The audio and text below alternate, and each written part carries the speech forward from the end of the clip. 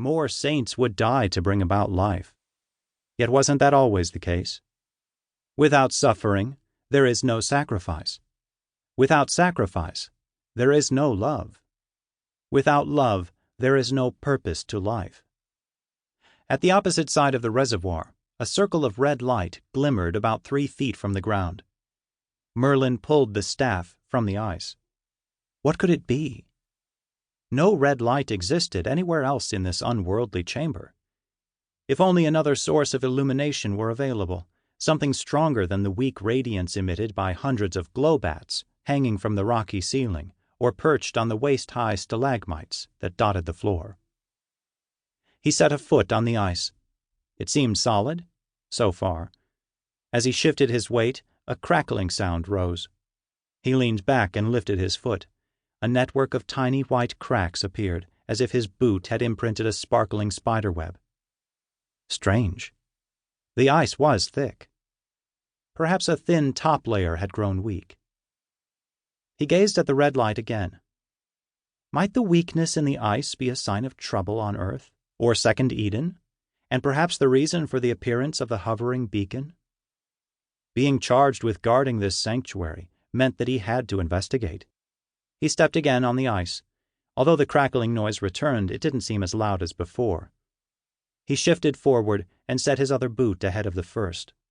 Then, sliding along, he glided toward the red light. Every move raised more cracks. Below the ice, the misty phantoms congregated.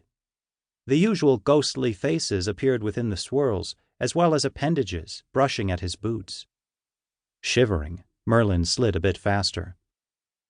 Although only life energy abided below, the forlorn expressions never failed to raise an extra chill. For some reason, when people died at the hands of evil, death imprinted their faces within the energy, as if the souls inhabited the animated streams. Yet, of course, the souls themselves had moved on to a safe place, free at last from their tormentors. Ahead, the red light grew clearer. A sphere that floated behind an icy, transparent boundary wall that reflected an image of himself drawing closer. His arms spread and jittery, like a feeble old man walking on a tightrope. After several minutes, his foot reached the far edge of the frozen pool. Ahead, his reflection appeared to be cradling the red orb at waist level, now looking more egg-shaped than spherical. His face wore a smile, certainly out of place, considering the gloom in this frigid chamber. Merlin raised a hand and touched the wall of ice, cold and clear as crystal. His reflection's hand, however, stayed down. How odd. Surely his squinting examination should etch a deep furrow in his reflection's brow, yet the brow remained slack.